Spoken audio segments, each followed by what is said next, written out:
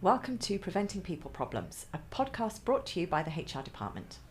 Today we're talking about redundancies, how to manage the process, what to look out for and what can go wrong.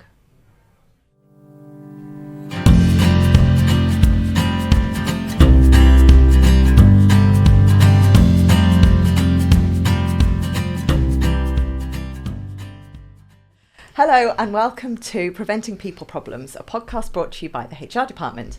I'm Tracey Hudson and today we are going to be talking about redundancies with the fabulous David Hudson and the amazing Kim Hunter. Hello, both of you. Hello. Hey, how you doing? Good, how are you? Good. David, Good, thank you. Tell people about you. So, my name is David Hudson and I am the founder and managing director of the HR department in Clapham. Excellent. And what were you doing before that? Before that, I worked in property and retail and charities. The lists are endless. Really mixed. Yeah. Excellent. Kim, how are you doing today? Good, thank you. Hi, Tracey. I'm Kim Hunter. I run the HR department, Highlands and Murray, the most northerly region within the HR department network. Fabulous. And what were you doing before you joined the HR department? Oil and gas and emergency services and a little bit of financial services. Oh, so loads of really mixed HR issues in those industries. Very much so. Brilliant. Okay, so we're going to talk redundancies today. Really depressing topic, so let's try and make it not too depressing. So let's start off with the circumstances in which you can make a redundancy, because that's what people really want to know, because I think a common misconception is, oh, I can't afford that anymore, so it's money. But let's talk about the actual reasons. Kim? I think one of the most difficult decisions I think any employer needs to make, difficult for both parties, everyone going through it. Especially small business, when you know everyone so well, it's really hard. Yeah, very much so. But inevitably a situation that an employer needs to be faced with or will be faced with at some point in their journey. The organisation might be closing down completely. Work in a particular part of that organisation might be diminishing, ceasing completely. They're probably the two like main losing ones. a big contract, things like that. Okay, so what's the first thing that an employee needs to do? They've identified that they need to make a redundancy. They're confident with their business case. Go. So it's all in the planning, I think. Where we see the processes work well is where the planning is properly executed. So it's really then into the consultation mode to make sure that people understand what's going on and why they are involved. And being, I think, cast iron about the reasons for the redundancy, because often I've found clients get mid-process and we get called because it's gone horribly wrong. And we have to go in and do a bit of a tidy-up job because they flounder and there's no consistency and it spooks employees and it can be a mess if it's not planned properly. But it's really difficult, isn't it? When you're a small business owner, quite often it's just, you're the MD, you're the owner, it's just you. You're making these decisions in your own mind. And then you think, right, I know what I'm doing and I'm really confident. And then you start having conversations with people and they go, yeah, but, and what about this? And what about that? And it can knock your confidence. So, and is that okay? Can we just talk about that? Like, what happens if a business owner just changes their mind or thinks, oh yeah, I've got this wrong, or changes their mind on the reason for it, even though it's the same? I think that's a positive, isn't it? They've avoided a redundancy process going ahead. So, I think that's great. I think the run-up to actually hitting the button on a redundancy process must be enormously complicated from the point of view of do I do it or do I not? So, the reasons for pausing the process could be, additional funding, award a new contract, maybe relocating, therefore, it's cheaper to move there, therefore, it saves me the cost of, I can, the headcount I can keep in the organisation, for example.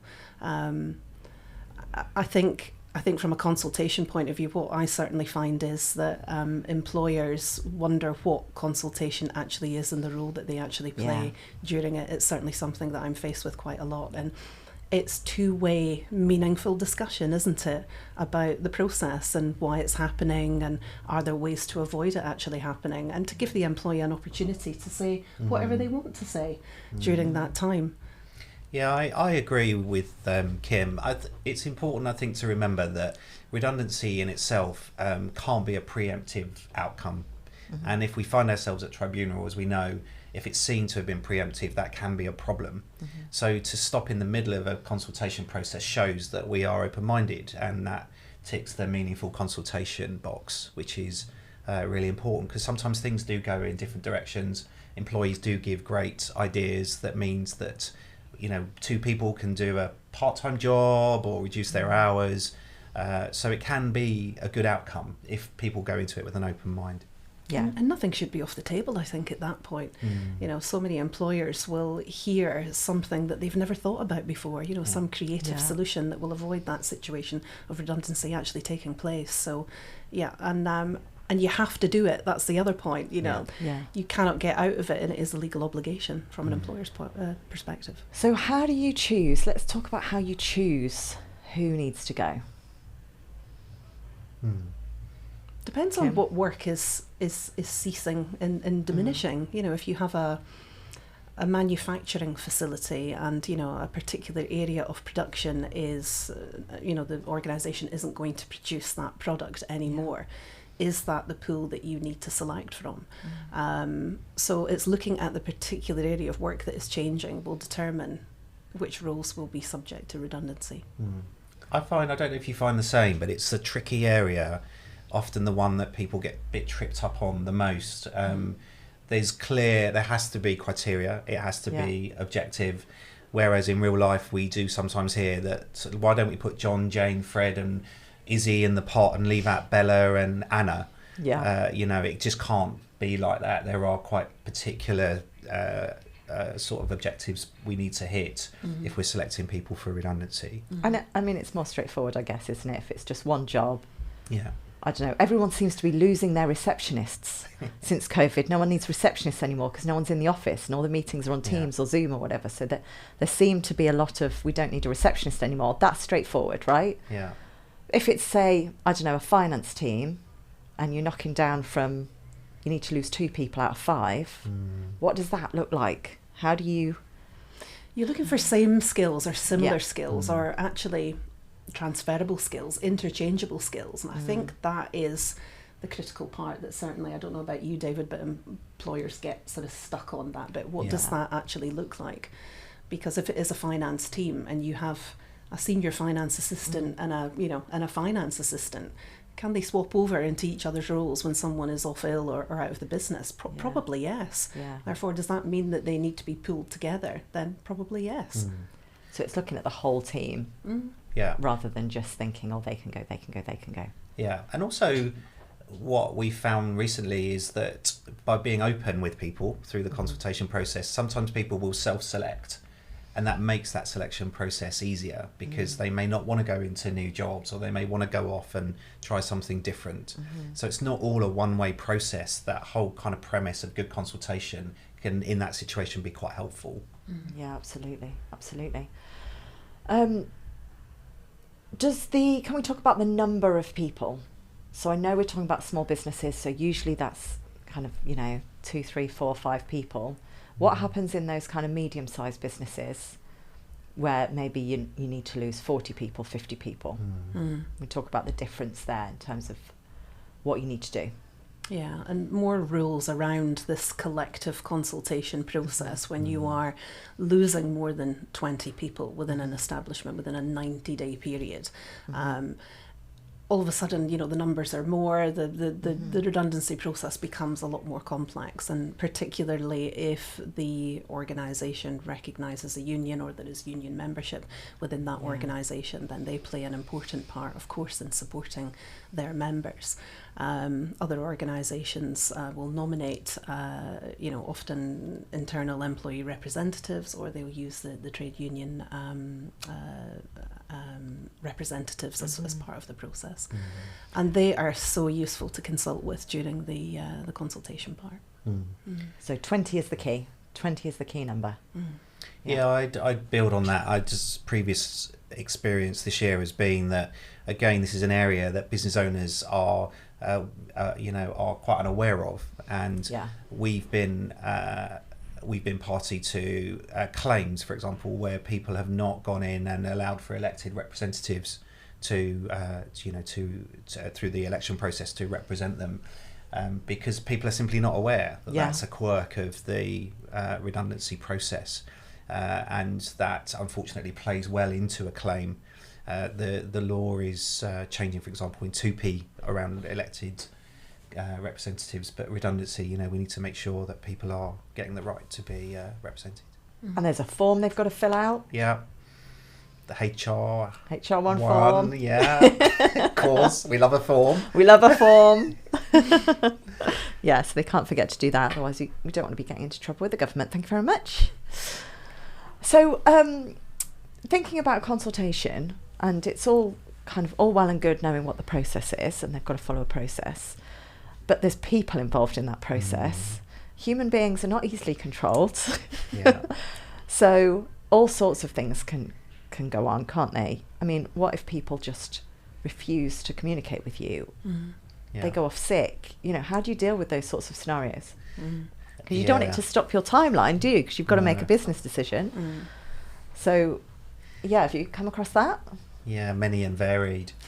I mean, people can be like Jack in the boxes. They've been working in a job for 20 years. Yeah. Suddenly the job's been taken away. And can be a devastating time for people. And I think my experience is that you have to sometimes go at their pace just to help get them to where you want them to be. But people do all sorts. We're dealing quite a lot at the moment with grievances that are coming out of redundancies, and typically we're having to stop the redundancy process because there may be implication that the redundancy is due to a point being raised in the grievance. So that's halted. We deal with the grievance and then come back to the redundancy process, and that does take time. And that must be so frustrating for the other people involved, because that's one person, I'm guessing, who's raised a grievance. Yeah. But there are other people who, I know everyone reacts differently, but I would just kind of want to know. Yeah. Like, what's going to happen, so I can kind of move on. Yeah. And those people are all having to have decisions delayed because one person's raised a grievance. So Yeah. that's got to cause resentment, surely. Well, it does, yeah. And I don't know, Kim, how you're finding it, but out in the real world, a lot of what we're dealing with is where companies and charities in particular are running out of money. Right. So the longer the process continues, the reality is the less money in the pot there is, and it's keeping people awake at night trying to work out, well, how am I going to keep paying month on month where I thought this might be a 3-week process and we're 3 months in. Yeah. It's a real point of tension. I think the employer has a huge responsibility, don't they, to sensitively take care of everyone who is going through this process. Grievances, absence. I thought it was interesting that what you were saying about how do you manage someone who is off sick. You can't force someone to talk to you, but the employer is obligated to keep consultation open. I've certainly supported employers through consultation processes and met employees in coffee shops and in neutral places where they feel comfortable and they are supported, and often the reason for the absence might be connected to the process. So the quicker you consult and support employees through the process, then hopefully you pick up momentum again. Well, that's the thing, isn't it? People can say, oh, this is causing me so much stress, I can't deal with it. Yeah. And so I guess business owners think, oh gosh, they've said they're stressed, we've got a sick note, must hide away. But if you're the one causing the stress, actually you need to jump in there and keep this going to sometimes, not all the time, but to kind of move it on. Because without a resolution, that stress is going to stay there. But I guess the tension is also that you don't want to find yourself in tribunal where there's an unfair dismissal claim because you've tried to rush the process. So whilst you've got control, use the process to get you into a good place. Because I find also with redundancies, because it makes people emotional, people naturally want to rush through it to get out the other side. And it's not always the best way. Yeah, people take longer to process information. They're picking up different, parts of the process and what's happening at different times and understanding it at different points. So I think your point about, controlling the pace is important. And what would your advice be around, what you ask people to do during that time? So they're going through a redundancy consultation. Do they just come into work as normal and carry on? Or how do you deal with that? I think it's hard, isn't it? You know, we've certainly witnessed a whole mix of different activity, you know, particularly if there's a significant project that's ongoing and it needs to be delivered by a particular time. You know, we certainly find some employees just try and get on, you know, in amongst the sort of chaos that is the redundancy process and just, you know, deliver sort of business as usual activities. And, you know, for other employees, it's all that's on their mind. You know, they just can't focus. And that's hard, isn't it, for a line manager to keep that person, you know, performing as much as you can do. But of course, you know, through the consultation process, there is the right to have time off to interview. So, you know, you might have part of that person delivering the day job, but part of that person thinking about their future. And if my role doesn't exist in this organisation, then, you know, I need to be thinking about where it is. And you can understand that somebody would need to be selfish in those circumstances. They're not going to necessarily be 100% committed to you and your business. If you're not going to be there, if they're not going to be there, they're going to be focused on looking for the next thing, because everyone's got a mortgage to pay, right? Yeah. Yes. I think you make the key point, though, that we have to remember there are human beings at the end of this process. And as hardened HR people, I sometimes find process is more important than people, because you become so hardened to working through that. One of the things we've done is offer employee assistance program numbers so people can have confidential and independent conversations. Recently, in a difficult redundancy, we highlighted the ACAS website and suggested ringing ACAS if they wanted some reassurance that we were following the process properly, to show that we're not being biased or unfair in the way that we are. Well, that's really interesting that you would do that, because sometimes employees will say, I'm phoning ACAS, like that's a threat. Yeah. You know, like when I was younger, we used to say, I'm phoning Childline when my parents did something that was unfair. It's kind of that same equivalent, isn't it? Yeah, I'm phoning Tracey. That's what I use often. I need to know what to do here. I'm phoning Tracey. You are my ACAS. I love it. So, yeah, that's really good to remember, that you're kind of taking that more supportive. You know, it's not like a disciplinary, it's not a hostile process, but it can easily become hostile if a business owner is feeling like their decisions are being challenged, like people want to undermine them if they're just being really challenging all the time. And as a business owner, you kind of make a decision and want it to go through smoothly. So when it doesn't, that can... I think that's when your HR person can come in and sort of help calm the situation just a little bit, you know. I think a bit more objective. Very much so, because it is an objective process, let's face it has to be. There's a lot of finality in redundancy, and also you might want to think about talking what post-redundancy support might be there to help ease people out of the organisation.